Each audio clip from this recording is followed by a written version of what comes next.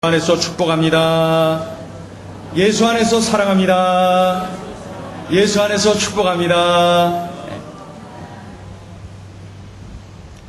우리 교회 제자훈련 교재에 8과까지 있는데 제 1과를 보면은 예수님의 제자에 대해서 기록을 하고 있습니다. 여기서 예수님의 제자가 누구인지를 성경에서 말씀을 찾아내어서 쭉 기록을 하고 있어요.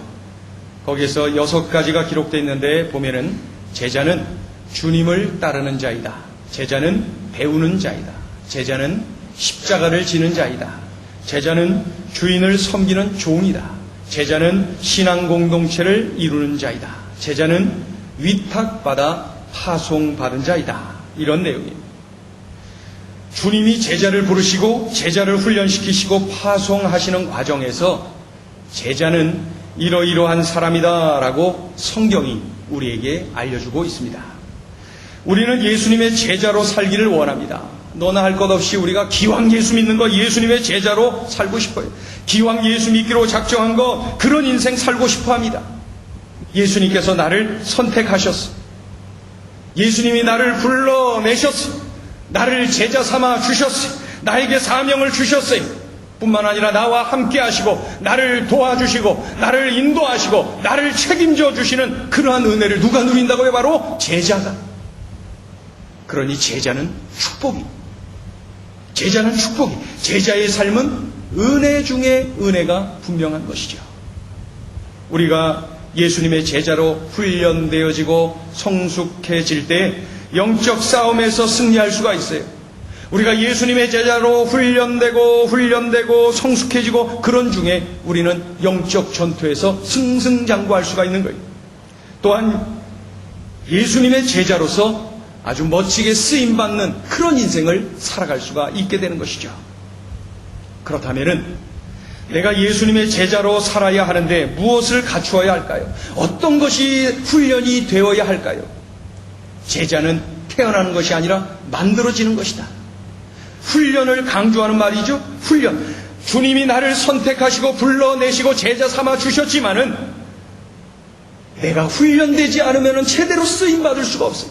그러니 내가 훈련되어져야 돼. 내가 자라나야 돼. 성장해야 돼. 성숙해져야 돼. 내가 가정에서, 일터에서, 학교에서 그리스도의 향기를 풍기면서 예수님의 제자로 살아야 되는 것이죠. 그렇다면 무엇을 갖추어야 될까요? 무엇이 훈련되어져야 할까요? 내가 환경이 어려워지면 수시로 낙심하고 염려하고 쓰러지는데 내가 제자가 될 수 있겠습니까? 내가 달콤한 사탄의 유혹을 받으면 쉽게 넘어지곤 하는데 내가 예수님의 제자가 될 수가 있겠습니까? 제자 노릇 할 수가 있겠습니까? 도대체 나 같은 사람도 예수님의 제자로 살 수가 있는 것입니까? 살 수 있습니다. 우리 주님께서 우리를 선택하시고 불러주시고 제자 삼으시고 그리고 훈련시켜 주시고 성장하도록 도와주시고 인도하시고 함께 하시니까 말이죠. 내가 잘나서 제자가 되는 것이 아니라 우리 주님이 탁월하셔서 우리 주님이 도와주셔서 제자로 살 수가 있다라고 결론을 내릴 수가 있는 거예요. 그래서 연약한 우리에게 가장 필요한 것이 뭡니까? 예수님을 향한 믿음입니다. 이 믿음이 있을 때 제자로서 살아갈 수가 있는 것이죠. 예수님을 향한 믿음, 이 믿음이 우리에게 있어야 돼요. 오늘 본문에 2개의 비유가 재미있게 기록이 되어 있어요. 망대를 세우는 자의 비유가 나와 있고요. 또 하나는 적은 군사로 싸워야 하는 임금의 비유가 나와 있어요. 망대를 세우는 자의 비유, 적은 군사로 싸워야 하는 임금 비유. 망대는 말이죠. 이 타워. 망대는 주위의 동정을 살피기 위해서 높이 세워놓은 타워라고 할 수가 있는 것이죠. 그런데 이 타워를, 이 망대를 세우려면 비용이 많이 든단 말이죠. 비용이 많이 들어요. 그런데 망대를 세우려고 하니까 들어가는 비용이 있는데 가지고 있는 돈은 그거에 못 미쳐요. 그러니 이거를 그저 밀어붙여서 공사를 시작하면은 공사 중간에 그만 포기하고 말지 않겠습니까? 그런데요. 또 전투를 앞둔 임금이 있는데 이 임금은 군사가 10,000명 있는데 저 쳐들어오고 있는 상대방은 군사가 2만 명이. 그럼 이제 대책을 세워야죠. 10,000명 갖고 어떻게 2만 명을 이길까? 이렇게 저렇게 저렇게 이렇게 대책을 막 세워보다가 하다가 안 되면, 안 되겠다 싶으면 어떻게 돼요? 사신을 미리 보내서 화친을, 더 들어오기 전에 미리 보내서 화친을 맺도록 하게 하지 않겠습니까? 이와 같이 예수님의 제자로 산다는 것은 2배나 많은 적과 전쟁을 하는 것처럼 어려운 환경에 던져지는 것이다. 예수님께서 그 말씀을 하십니다. 2배의 적과 싸워야 되는 어려운 환경에 던져지는 것이 바로 제자의 삶이다. 그리고 이 제자의 삶을 도중에 포기하게 되면은 망대를 세우다가 중간에 포기해버리고 돈도 잃고 그리고 인심도 잃어버리는 그러한 사람이 되고 만다는 그러한 내용이죠. 그러니 무엇보다 중요한 것이 예수님을 향한 믿음. 적이 2배나 많아도 예수님이 함께 하신다는 믿음, 예수님이 도와주신다는 믿음, 이것이 예수님의 뜻이라는 이러한 확신만 있다면은 믿음을 가지고 덤벼드는 거예요. 이러한 믿음이 있을 때에 할 수가 있다는 것이죠. 가진 것이 적어요. 능력이 없어요. 망대를 세우는 것이 주님의 뜻이에요. 그러면은 부족하지만 능력이 없지만 망대를 세우겠다고 달려드는 삶을 사는 것이 제자의 삶이라는 것이죠. 그러니 제자는 환경은 이렇게 어려움에도 불구하고 예수님의 뜻이면 달려드는 거예요. 예수님이 주신 사명이면은 몸을 던지는 거예요. 이게 바로 제자의 삶이다. 이렇게 가르쳐주고 있습니다. 믿음이 중요하다. 믿음이 있어야 제자다. 예수님께서 12제자를 파송을 하시죠. 그리고 70인 전도대도 그 뒤를 이어서 또 파송하시죠. 파송하실 때 이렇게 말씀하셨어요. 여행을 위하여 아무것도 가지지 말라. 지팡이나 배낭이나 양식이나 돈이나 두벌 옷을 가지지 말라. 당시에 그 사막 지역을 여행하며 전도를 하려면은 지팡이나 배낭이나 양식이나 돈이나 두벌 옷이 있어야 됩니다. 이것들은 다 필수품입니다. 꼭 있어야 될 것이에요. 그런데 예수님이 어떻게 해요? 그것을 챙기지 말라 하십니다. 달리 표현하면은 나만 믿고 가라. 내 말만 신뢰하고 던져라. 몸을 던지라는 거예요. 가라는 거예요. 나만 믿고 가라. 예수님의 자신감을 볼 수가 있습니다. 예수님의 자신감, 동시에 제자들에게 믿음을 요구하시는 예수님이심을 알 수가 있어요. 그런 거 다 놔두고 빈손으로 맨몸으로 가라. 그 사막 지역을 전도하러 여러 날 다녀야 되는데 어떻게 그것이 가능합니까? 그러나 예수님은 그냥 가라는 거예요. 이 말을 믿는 믿음, 예수님의 말씀이니 몸을 던지는 이 믿음, 이런 믿음이 있어야 제자로서의 삶을 살 수 있다고 말씀하고 있는 거예요. 그런데 12제자가 그렇게 나갔어요. 그 이후에 70인 전도대가 그렇게 나갔어요. 이들이 돌아왔을 때 성경은 이렇게 기록하고 있어요. 기뻐하며 돌아왔다. 기뻐하며 돌아왔다. 12제자 기쁨으로 돌아왔어요. 70인 전도대 기쁨으로 돌아왔어요. 여러분, 이런 믿음을 우리가 가져야 됩니다. 우리 주님은 우리를 제자로 불러주시면서 바로 이러한 믿음을 요구하고 계신다는 것이죠. 제자로 살아야 돼요. 우린 제자로 부름을 받았어요. 그럼 무엇보다도 우리가 구할 것은 바로 이러한 믿음입니다. 예수님을 믿는 믿음, 예수님의 말씀을 믿는 믿음, 이해가 안 가도 내 몸을 던지는 그런 믿음이 우리에게 있어야 되는 것이죠. 유명한 세계적인 희극 배우 찰리 채플린을 여러분 아시죠? 찰리 채플린. 검은 옷을 입고, 옷도 뭐 예사롭지 않은 옷이죠? 지팡이도 탁 들고 검은 모자 딱 쓰고 말이죠. 예. 그리고 그 코수염 이렇게 달고 안경 꼈나요? 그렇게 하면서 아주 그 재미난 포즈를 취하는 그 찰리 채플린. 그 찰리 채플린은 걸어가는 모습부터 많이 웃기죠. 아주 세계적인 희극 배우 찰리 채플린. 하루는 그가 시골 마을을 이렇게 여행을 하고 있었어요. 그런데 여행을 하는 중에 사람들이 많이 모여 있는데 저쪽에 보니까 현수막이 붙어 있는데 뭐라고 돼 있냐면은 찰리 채플린 흉내내기 대회 이렇게 써 있어요. 찰리 채플린 흉내내기 대회. 그래갖고 이 호기심, 그러한 치고자 하는 마음이 막 이렇게 솟아나갖고 찰리 채플린이 신청을 했어요. 나도 나가겠다. 찰리 채플린 흉내내기 대회에 찰리 채플린이 나간 거예요. 과연 어떻게 됐을까요? 최선을 다해서 찰리 채플린은 늘 했던 대로 연기를 잘했어요. 그리고 내려왔어요. 결과가 나왔어요. 찰리 채플린 3등 했어요. 3등.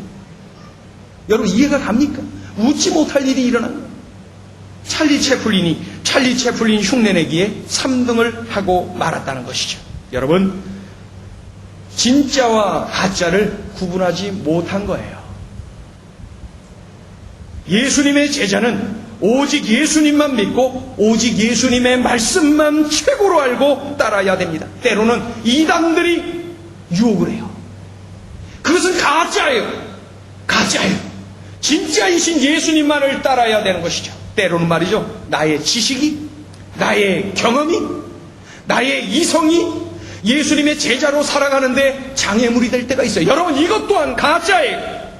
이것을 과감하게 버리고 오직 예수님의 말씀을 따를 줄 아는 그러한 사람이 바로 제자의 삶을 살아갈 수가 있는 것이죠.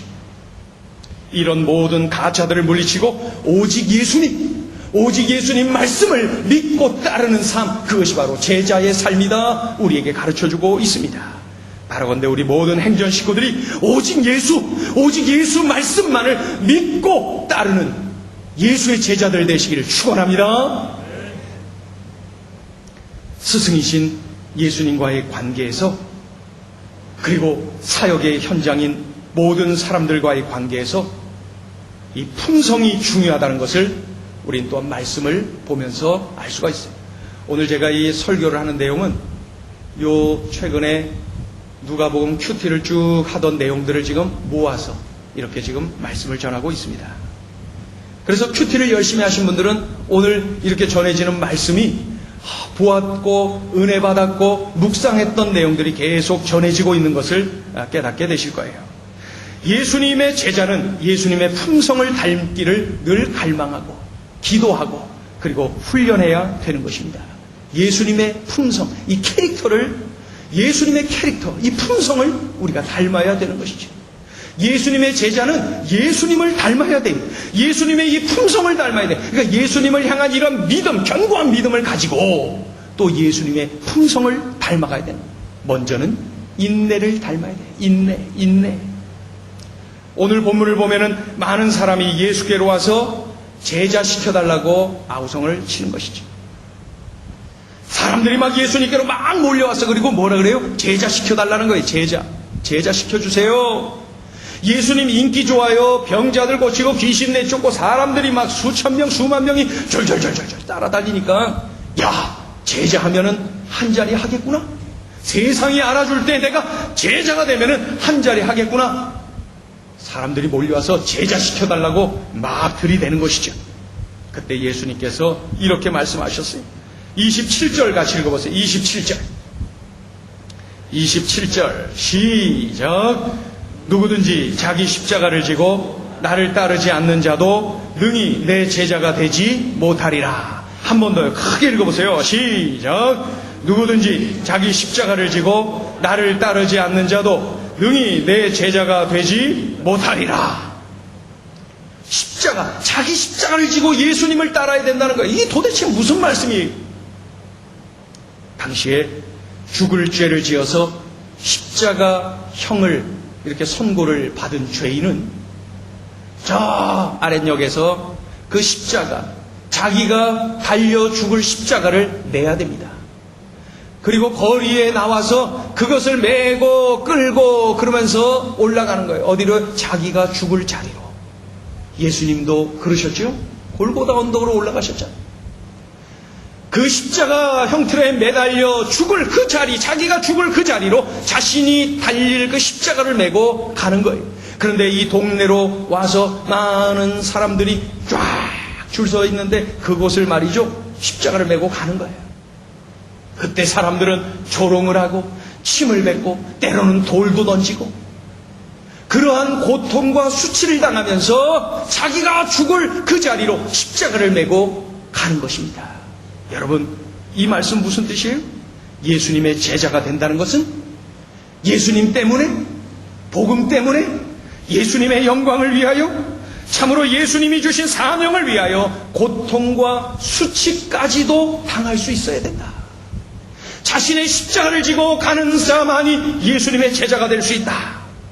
단순히 내가 뭔가를 이루기 위해서 필요한 인내를 요구하는 것이 아니라 바로 예수님 때문에 당하는 고통과 수치까지도 참을 수 있는 이러한 인내, 그것을 지금 말씀하고 있는 거예요. 여러분, 우리 지금 복음 때문에 수치와 고통을 당해본 적 있습니까? 여러분, 내가 예수님 때문에, 예수님이 주신 사명 때문에 내가 이러한 고통과 수치를 경험해 본 적이 있습니까? 오늘 주님은 바로 그 말씀을 하고 있어요. 누구든지 자기 십자가를 지고 나를 따르지 않는 자도 능히 내 제자가 되지 못하리라. 예수님 따르다 보면, 사명을 감당하다 보면 이러한 참기 힘든 어려움들이 있습니다. 그럼에도 불구하고 그때에도 인내하라고 이렇게 말씀하고 있어요. 우리 주님께서는 친히 십자가의 그 고통을 다 인내하셨어요. 말씀만 하신 분이 아니라 몸소 삶으로 우리에게 보여주시지 않았습니까? 예수님의 이러한 품성, 제자된 우리들이 닮아야 되는 것입니다.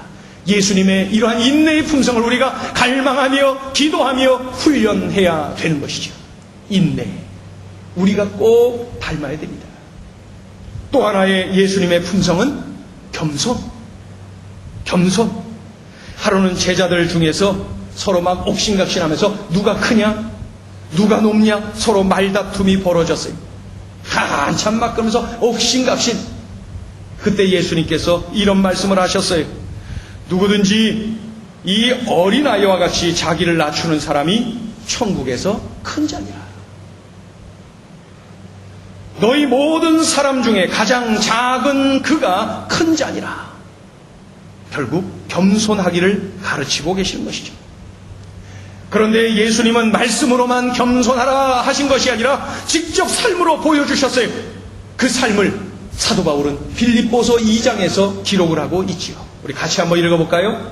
같이 한번 빌립보서 2장 15절부터 18절 시작.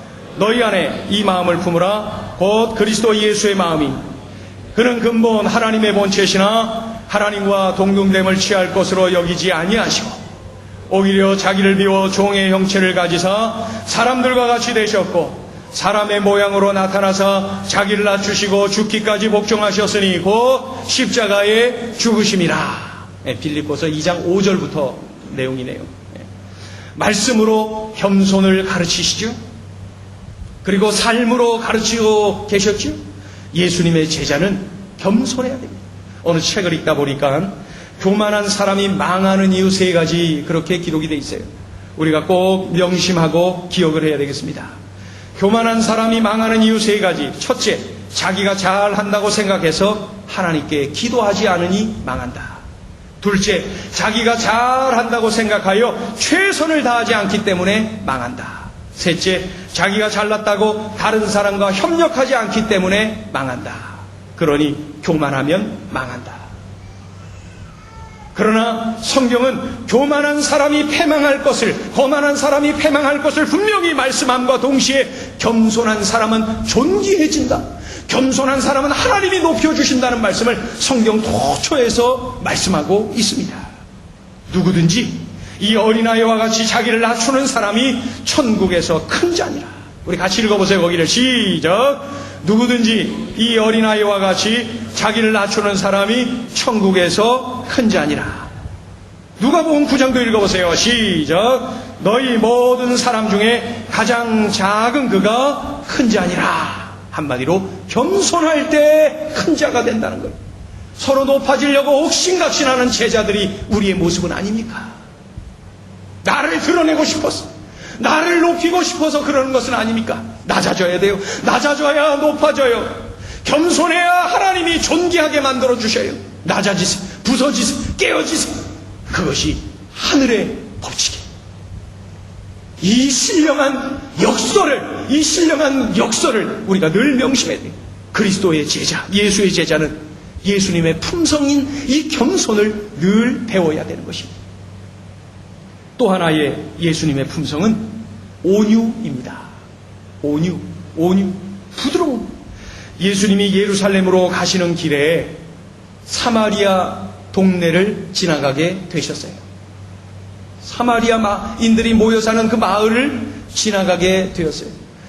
그런데 굉장히 시장하고 힘들고 그랬던 때인지라 예수님께서 제자들 며칠 미리 보내는 거예요. 저쪽에 있는 마을에 가서 예수님과 제자들이 조금 쉬고 먹을 수 있도록 좀 도와달라 부탁을 해라. 먼저 보냈어요. 그리고 나중에 갔지요. 그랬더니 어떻게 됐어요? 거절당했어요. 예루살렘으로 가는 길에 이렇게 사마리아인들이 모여 사는 마을에서 그렇게 좀 쉬고 먹고 그러고 가려고 그랬더니 거절을 당한 거예요. 그랬더니 그 현장에서 야고보와 요한, 이 두 형제죠. 야고보와 요한이 버럭 화가 났어요. 버럭 형제, 이 버럭 사도, 이 두 사람이 버럭 화를 내면서 뭐라고 예수님께 외치냐면, 예수님, 하늘에서 불을 내려야 됩니다. 그래갖고 여기를 그냥 다 불질러야 돼. 불바다로 만들어야 돼요. 그러면서 화를 버럭 내고 혈기를 부리는 거예요. 그때 예수님께서 야고보와 요한을 혼쭐을 내십니다. 왜 혼쭐을 내셨습니까? 혈기는 안 된다. 그거를 가르치십니다. 어떠한 환경에서도 혈기는 안 된다. 온유여야 한다. 혈기는 안 된다. 온유여야 한다. 우리 예수님, 어떠한 환경에서도 온유를 놓치지 않으셨던 예수님. 억울하게 재판받고 억울하게 십자가로 향하는 그 길에서도 온유함을 놓치지 않았던 그 예수님. 예수님은 온유를 가르치셨고 또한 온유를 몸소 실천을 하셨어요. 우리 제자들은 예수님의 품성인 이 온유를 갈망하고 기도하고 훈련해야 되는 것입니다. 우리 같이 한번 크게 따라가게 하겠습니다. 제가 온유하겠습니다. 우리는 늘 온유함을 사모해야 돼요. 또 하나의 예수님의 품성을 우리가 기억해야 됩니다. 그것은 바로 한결같음. 시종려이란 거예요. 한결같은 거예요. 내 감정에 따라서, 내 환경에 따라서 변덕 부리지 않는 거예요. 제자한다 그랬다가 조금 어려우니까 때려치고 말이죠. 그러지 않는다는 것이죠. 한결같음. 골로새서 4장 14절에 이런 기록이 있어요. 골로새서 4장 14절 읽어볼까요? 시작. 사랑을 받는 의사 누가와 또 데마가 너희에게 문안하느니라. 누가 등장하고 있어요? 누가. 또요? 데마. 누가와 데마가 등장합니다. 사랑을 받는 의사 누가와 또 데마가 너희에게 문안하느니라. 빌레몬서 1장을 읽어봐요. 빌레몬서 1장 24절 시작. 또한 나의 동역자 마가 아리스다고, 그 다음 뭐예요? 데마 누가가 문안하느니라. 이 두 요절 속에 반복해서 등장하는 이름이 누구예요? 누가와 데마예요. 데마와 누가, 사도 바울의 좋은 동역자요, 동시에 주님의 일꾼들입니다. 그런데 이 두 요절만 보면은 데마와 누가 변함없는 하나님의 일꾼, 주님의 일꾼들이. 그런데 디모데후서 4장 10절을 읽어봐요. 디모데후서 4장 10절 시작. 데마는 이 세상을 사랑하여 나를 버리고 데살로니가로 갔고. 이때 이미 데마는 예수님을 버렸어요. 복음을 떠났어요. 사도 바울을 떠났어요. 세상으로 가버리고 말았어요. 끝까지 제자하지 않고 중도에 포기하고 가버렸다는 거예요. 힘들어서 못하겠어요. 그리고 가버리고 말았다는 것이죠. 사도 바울 인생 말년에 기록한 디모데후서. 그러니까 골로새서나 빌레몬서에 비해서 이 디모데후서는 더 그 이후에 기록이 되었거든요. 초반에는 열심히 썼던 데마가 뒤에 가서 그만 예수님 떠나고 말더라는 것이죠. 데마는 이 세상을 사랑하여 나를 버리고 데살로니가로 갔다. 예수님의 제자는 데마처럼 한순간 제자 돼서는 안 됩니다. 누가처럼 끝까지 제자, 한순간 제자 아니고 끝까지 제자. 대마처럼 아니고 누가처럼 한순간 제자가 아니라 끝까지 제자, 끝까지 제자. 한결같음. 예수님의 품성인 이 한결같음. 예수님께서는 하나님이 주신 그 사명을 끝까지 죽음의 자리로, 십자가의 자리로 끝까지 한결같이 완수하시는 그런 모습을 보지 않습니까? 고통과 수치와 가진 모욕을 당하면서도 한결같이 끝까지 우리 제자들은 예수님의 이러한 품성을 닮아야 됩니다. 사모하고 기도하고 훈련해야 되는 것이죠. 예수님의 제자로서 예수님의 품성을 갈망하고 기도하고 훈련해야 되죠. 우리가 요 누가복음을 며칠에 걸쳐서 큐티한 내용들을 보니까 말이죠. 인내와 겸손과 온유와 한결같음, 이 예수님의 품성을 우리에게 계속해서 반복해서 말씀하고 있는 것이죠.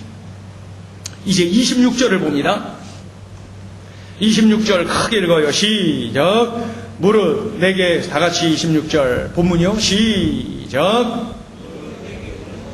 자기 부모와 처자와 형제와 자매와 더욱이 자기 목숨까지 미워하지 아니하면 능히 내 제자가 되지 못하고. 여기서 식구들을 미워한다는 게 뭐예요? 미워하라는 거예요? 사랑하라 그래놓고 또 갑자기 또 미워하라, 이건 뭐예요? 여기서 이 미워한다는 말씀은 성경 이 헬라어 원어를 보면은 덜 사랑한다, 이 뜻이 상대적인 그러한 내용을 담고 있어요. 덜 사랑한다는 뜻이, 덜 사랑한다. 부모와 처자와 형제와 자매와 더욱이 자기 목숨까지도 예수님보다 덜 사랑해야 예수님의 제자로 살아갈 수가 있다. 우리 삶의 우선순위를 가르쳐주고 있어요. 동시에 이것은 예수님께 집중하라는 거예요. 예수님이 주신 사명에 집중하라는 걸, 그래야 제자 노릇할 수 있다는 거예요. 동시에 예수님을 위해 희생하라. 예수님이 주신 사명을 위해 희생하라는 말씀, 그래야 제자다운 제자로 살 수가 있다고 말씀하고 있어요. 우선순위를 말씀하죠. 예수님께 집중하라 말씀하시죠. 예수님을 위하여 희생할 것을 말씀하고 있죠. 그러면서 소금 이야기를 하셔요. 희생. 읽어보죠. 34절을 봅니다. 34절 5절 시작. 소금이 좋은 것이나 소금도 만일 그 맛을 잃으면 무엇으로 짜게 하리요? 땅에도 거름에도 쓸데없어 내버리느니라. 들을 귀가 있는 자는 들을지어다 하시니라. 아멘. 여기 보면은 소금은 참 중요하지. 아무리 값진 재료, 알록달록 다양한 색깔의 재료들이 많이 음식에 들어간다 할지라도 이 한 가지 소금을 안 넣으면은 세상에 무슨 맛인지 없어요. 소금이 들어가야 음식은 되는 것입니다. 100가지, 200가지 넣어도 소금 안 들어가면 아무 소용이 없어요. 소금이 있어야 돼요. 소금이 들어가야 돼요. 그런데 아무것도 없어도 소금만 들어가도 먹어요. 제가 예전에 이제 집안이 조금 어려워갖고 말이죠. 수제비를 잘 먹었어요. 수제비. 근데 지금도 수제비를 좋아해요. 이 은평구에 저쪽 어느 동네 가면 수제비 잘하는 집인데 제가 간혹 갑니다. 비가 오고 그러면 더 생각나는, 어느 분은 비가 오면 그때 그 사람이 생각난다는데 저는 비가 오면은 이 수제비 한 그릇이 생각납니다. 그런데 수제비를 잘 먹고 또 이런 것도 저희 할머니가 해주셨는데 그 밀가루 반죽을 대충 하면서 소금만 집어넣었어요. 그리고 그냥 부슬부슬하게, 부슬부슬이 아시겠어요 이거? 대충 그냥 버물버물, 외국인들은 도대체 모르는 이 말을 부슬부슬 버물버물하는 이렇게 반죽을 대충 막 휘저어 갖고 말이죠. 밀가루 그냥 가루도 그냥 있는 것 같고, 물기가 막 대충 섞여 있는 것 같고 소금만 집어넣었어요. 아무것도 안 넣었어요. 그렇게 막 하고 밥이 끓을 때에 그 위에다가 버물버물 이렇게 막 위에다 올려요. 우리 집은 풀앵이라고 그랬는데 이름을, 어느 집은 그걸 버무리 그리고 이름들이 다 다르더라고요. 아무것도 안 넣고 소금만 넣었어요. 밥 먹을 때 저희 형제들이 밥 대신에 그거 더 먹으려고 서로 싸웠어요. 소금만 있어. 지금은 맛이 있다고 장담은 못합니다. 그래도 소금만 들어갔는데도 먹어요. 맛있어요. 간혹 그 할머니 생각과 더불어 그 버무리 생각이 나요. 그것이 소금만 들어갔는데 근데도 그렇게 맛있어요. 여러분, 소금이 이렇게 중요해요. 소금이 중요해요. 그리고 어느 시대는 소금이 화폐로 쓰여지지 않았습니까? 돈으로 쓰여졌어요. 예수님의 제자는 소금처럼 중요한 존재라는 거예요. 예수님의 제자는 소금처럼 중요한 존재라는 거예요. 그러나 제자가 헌신하지 않으면은, 제자로서의 대가를 지불하지 않으면은 맛을 잃은 소금과 같다. 그렇게 말씀하고 있습니다. 예수님의 제자는 예수님을 위해, 복음을 위해, 사명을 위해 헌신하는 거예요. 대가를 지불하는 거예요. 그럴 때 짠맛을 제대로 내는 소금처럼 멋진 인생, 값진 인생, 제대로 된 인생을 살아갈 수가 있다라고 말씀하고 있는 거예요. 성경에 기록된 수많은 기적사건 중에 우리가 잘 아는 오병이어 기적사건이 있어요. 얼마나 이 사건이 놀라웠으면은 마태, 마가, 누가, 요한 사복음서에 다 기록되어 있어요. 14장, 6장, 9장, 6장 마태, 마가, 누가, 요한 유일하게 이 한 가지 기적사건만을 사복음서에 다 기록하고 있어요. 얼마나 놀라웠으면. 그런데 이 사건에 보리떡 5개와 물고기 2마리, 이 소년의 도시락이 예수님께 바쳐졌어요. 예수님께서 기적을 행하셨어요. 그것으로 5,000명을 먹이고도 12광주리가 남는 놀라운 기적이 일어났다는 것이죠. 우리가 잘 알아요. 그런데 여기서 관심 가져야 될 게 바로 이 소년이 예수님께 바친 도시락 말입니다. 보리떡 5개와 물고기 2마리, 어린 소년의 도시락이 어른들에게는 이거 간의 기별도 안 오는 아주 보잘것없는 적은 양. 그런데 그것이 예수님께 드려졌어요. 예수님이 시장할까봐 어린 소년이 예수님께 드린 거예요. 헌신한 거예요. 예수님께서 그 도시락을 하늘을 향하여서 들고 축사하셨어요. 놀라운 기적이 일어났어요. 남자들만 5,000명이에요. 어린아이들, 여자들, 노인들까지 합하면 아마 2, 3만 명 됐을 거예요. 그들이 다 먹고도 12광주리가 남는 역사가 일어났어요. 예수님 배불리 드셨을 거예요. 그리고 그 소년도 배 터지게 먹었을 거예요. 그리고 더 나가서 모든 수많은 사람들이 시컷 먹었을 거예요. 그리고 남았어요. 이따 또 먹어도 돼. 시컷 먹었어요. 이러한 역사가 일어났어요. 예수님께 들려질 때에 이 엄청난 역사가 일어나더라는 것이지. 여러분, 나의 인생도 주님 손에 들려질 때 이러한 엄청난 역사가 일어날 줄로 믿습니다. 도대체 미래가 어둡게만 느껴지는 나의 아들들, 나의 딸들, 나의 손자들, 나의 손녀들, 나의 남편, 나의 아내까지도 예수님 손에 들려지면 이러한 엄청난 기적의 역사가 일어날 줄로 믿습니다. 노예로 팔려갔던 요셉을 기억하죠? 주님 손에 들려지니까 애굽의 총리가 되어서 세계를 호령하지 않습니까? 살인자였던 모세를 아시죠? 주님 손에 들려지니까 민족의 지도자로 쓰임받지 않습니까? 겁쟁이 기드온을 아시죠? 기드온, 겁쟁이 기드온.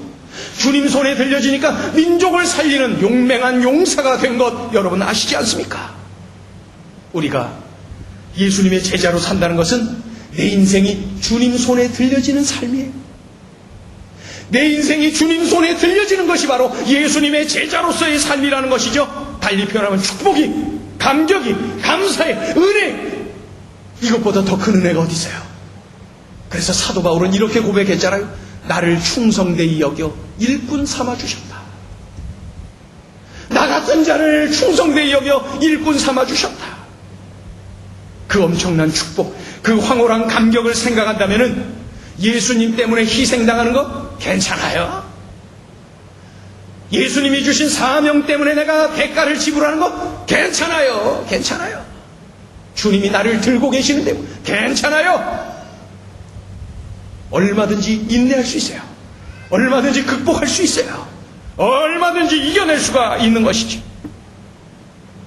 예수님을 향한 견고한 믿음을 가지고 인내, 겸손, 온유, 한결같음, 이와 같은 예수님의 품성을 가지고 고통과 수치를 당해도 예수님을 위하여, 예수님이 주신 사명을 위하여 헌신하는 그들이 바로 예수님의 제자라는 것이죠.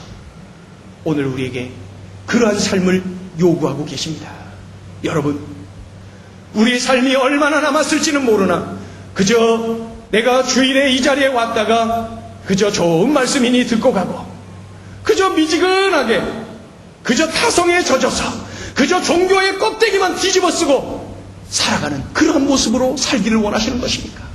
아니면은 나의 남은 생에 우리 주님의 손에 들려져서 쓰임받고 영광 돌리고, 그리고 수많은 이들이 그 어린이를 통하여서 참으로 놀라운 은혜를 입었듯이 나의 삶을 통하여 수많은 이들에게 선한 영향력이 끼쳐지는 그런 역사를 경험하며 살아야 되지 않겠습니까? 기왕 예수 믿는 것, 기왕 신앙생활하는 것, 예수님의 제자로 견고하게 세워져서 훈련되어지고 참으로 성장하여서 쓰임받는 우리 모두가 되기를 예수님의 이름으로 축원합니다. 축원합니다. 기도하겠습니다.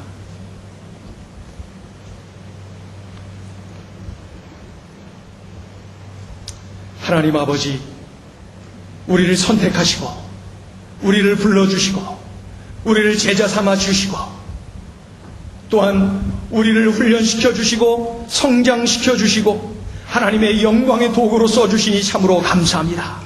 이 거룩한 은혜의 초청에, 참으로 이러한 귀한 사명에 우리들이 눈을 크게 뜨고 우리 주님을 바라보며 주님 주신 사명을 끌어안고 이 땅에서 예수의 제자로 살아가는 우리의 삶이 되게 인도하여 주시옵소서.